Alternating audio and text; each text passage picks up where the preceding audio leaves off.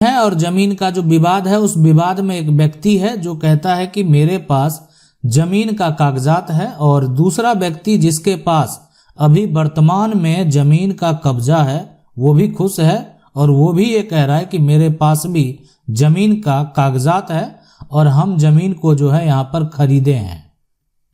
तो अब ये जो मामला है, अब दो व्यक्ति है, दोनों जमीन का कागजात दिखा रहा है और ये कह रहा है कि मेरे पास भी कागजात है, हम खरीदे हैं। और सही में अगर देखा जाए तो इस व्यक्ति के पास जमीन की रजिस्ट्री है और ये रजिस्ट्री के आधार पर वर्तमान में कब्जे में भी है, यानी जमीन जो है इसी व्यक्ति के कब्जे में है।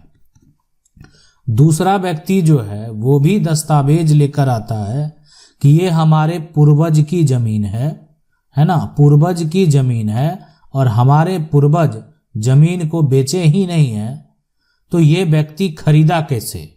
ये एक बड़ा सवाल है कि पूर्वज की जमीन है और पूर्वज जो हैं वो जमीन नहीं बेचे हैं, तो ये व्यक्ति आखिर जमीन कैसे खरीद लिया, कैसे आज दावा कर रहा है? ये रजिस्ट्री जो ये दिखा रहा है, ये रजिस्ट्री कैसे आया, कहां से आया, क्या ये रजिस्ट्री सही है?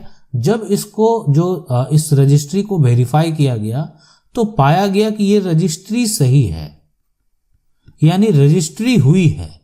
जमीन का जो प्रक्रिया, जो रजिस्ट्रेशन होता है, जो केवाला लिखाता है, बैनामा लिखाता है, वो सारा प्रक्रिया के तहत किया गया है, यानी जो दस्तावेज हैं वो निबंधन कार्यालय में मौजूद हैं, यानी इस प्लॉट को इस व्यक्ति के पास सही में बेचा गया है। और ये व्यक्ति जो है अपने जमीन का जो खतियान है उसको देखता है, खतियान में वो जमीन अभी भी मौजूद है, लेकिन ये व्यक्ति जमीन की रजिस्ट्री भी इसके पास है और जो यहाँ पर एक तरह से जमीन का जो रसीद है वर्तमान में ये व्यक्ति ही कटा रहा है और इस व्यक्ति के पास कब्जा भी है। मामला कोर्ट में है, मामला चला गया कोर्ट में, स्वाभाविक है, जाना भी चाहिए। अब ये व्यक्ति ये दावा कर रहा है और ये व्यक्ति भी अपनी संपत्ति का दावा कर रहा है। मैं आपको बता दूं कि आखिर मामला क्या है और क्या इसका निष्कर्ष निकलने वाला है, और ये निष्कर्ष आप भी बता सकते हैं। इस व्यक्ति के पास जो जमीन की रजिस्ट्री है वो रजिस्ट्री ऐसे व्यक्ति के द्वारा लिखा गया है जिसका खतियान से कोई भी मतलब नहीं है। कहने का मतलब, खतियान के अनुसार इस खतियान में दो हिस्सेदार हैं, एक पहला हिस्सेदार है, एक दूसरा हिस्सेदार है, लेकिन पहला और दूसरा हिस्सेदार में से कोई भी इस प्रॉपर्टी को नहीं बेचा है। तो बेचा कौन? बेचा कोई ऐसा एक रिश्तेदार था, है ना, वह यहाँ पर, और रिश्तेदार ने क्या किया, जमीन को बेच दिया। और उस समय जो यहाँ पर ये व्यक्ति थे ये काफी छोटे थे और उनके परिवार में वो रिश्तेदार गार्जियन स्वरूप रहते थे। यानी होता है ना कि मान लेते हैं किसी के पिता की मृत्यु जो है वो हो गई और बच्चे छोटे छोटे हैं, तो जो रिश्तेदार होते हैं वो देखभाल के लिए थोड़ा पहले के समय में रहते थे। अभी का समय, अभी का दौर कुछ और है और पहले का जो दौर था वो कुछ और था, तो इसीलिए वो रिश्तेदार जो है घर परिवार में वो रहते थे और उसी क्रम में उन्होंने क्या किया, उस जमीन को बेच दिया, जमीन की रजिस्ट्री कर दी।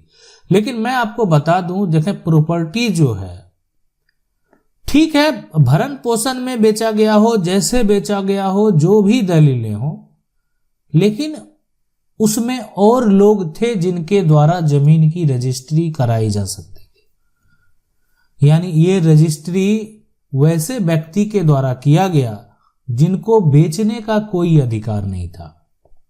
और ये मामला जब कोर्ट में जाता है तो आप समझ सकते हैं कि जब ये साबित हो जाएगा कि जो व्यक्ति जमीन खरीदा है वो उस व्यक्ति से खरीदा है जिस व्यक्ति को जमीन को बेचने का अधिकार नहीं था, तो जब उसको बेचने का अधिकार नहीं था तो उससे ये जमीन खरीदा कैसे? तो इसका मतलब इस व्यक्ति के पास जो सेल डीड है, अब इसके जो अधिवक्ता हैं, वकील हैं, एडवोकेट हैं, वो इनके बातों को जज साहब के सामने रखेंगे, इनके अधिवक्ता भी रखेंगे कि मेरा आज से नहीं है, हम लंबे समय से इस जमीन का उपयोग कर रहे हैं। आज ये आता है बाहर से और इस जमीन का दावा करता है खतियान के अकॉर्डिंग, जबकि हम आज से नहीं बहुत लंबे समय से इस जमीन का उपयोग कर रहे हैं, किसी ने कोई ऑब्जेक्शन नहीं किया। सही बात है। अब ये व्यक्ति का जो दलील है कि मेरा पूर्वज का खतियान है, मुझे नहीं पता ये जमीन कब बेचा गया, मैं छोटा था, उसी समय हमारे पिता की मृत्यु हो गई, माँ थे और परिवार के कुछ रिश्तेदार थे जो मेरा एक तरह से देखभाल करते थे, लेकिन माँ का भी आदेश नहीं था इस जमीन को बेचने का, किसी को जानकारी नहीं थी और धोखे से इनके रिश्तेदार ने उनकी प्रॉपर्टी, उनकी कीमती जमीन को बेच दिया। ये इनके एडवोकेट के द्वारा जज सामने के पास रखा गया। लेकिन एक सबसे बड़ा सवाल है, क्या जिसको जमीन बेचने का अधिकार नहीं है, क्या वो जमीन बेच सकता है? नहीं बेच सकता है। अगर आपके पास प्रॉपर्टी का टाइटल नहीं है, आप संपत्ति के मालिक नहीं हैं, तो आप प्रॉपर्टी किसी को नहीं बेच सकते हैं, ये अधिकार नहीं है। अगर आप इसका फैसले की बात करें, क्या होगा फैसला? मामला अगर कोर्ट में अभी लंबित भी है, मान लेते हैं ये मामला अभी लंबित है, फैसला नहीं आया है, हो सकता है आएगा, लेकिन आप समझ सकते हैं इस तरह के मामले को, हो सकता है कि फैसला किसके पक्ष में आएगा वो बाद की बात है, अभी नहीं आया है, अभी ऐसे मामले चल रहे हैं। तो इस मामले में आप एक निष्कर्ष लेकिन आप देख सकते हैं कि हमारा कानून क्या कहता है। हमारा कानून ये कहता है कि प्रॉपर्टी वही बेच सकता है जिसके पास प्रॉपर्टी का टाइटल हो। अब जिसके पास प्रॉपर्टी का टाइटल नहीं है वो कैसे प्रॉपर्टी बेच सकता है? जब वो बेच नहीं सकता है तो बेच कैसे दिया? तो इस सेल डीड का कोई मान्यता नहीं है। हो सकता है कि जब जज साहब का फैसला हो, इस सेल डीड को कैंसिल कर दिया जाए और जमीन जो वापस है उस व्यक्ति को प्राप्त हो जिसके पास इस जमीन का खतियान है। उस व्यक्ति का अभी रसीद भी नहीं कट रहा है, इसलिए ये रसीद तो उसका कट रहा है जो व्यक्ति के पास जमीन की रजिस्ट्री है।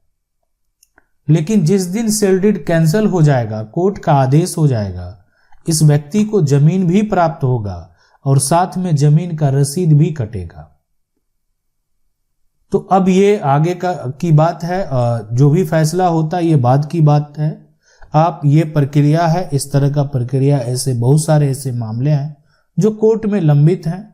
अब देखते हैं उसका क्या निष्कर्ष निकलता है। आशा करते हैं वीडियो अच्छा लगा होगा। वीडियो को लाइक जरूर कर दें। चैनल को पहली बार देख रहे हैं, सब्सक्राइब करके जो बेल आइकन है उसको जरूर दबा लें। मिलते हैं अगली वीडियो में, तब तक के लिए जय हिंद।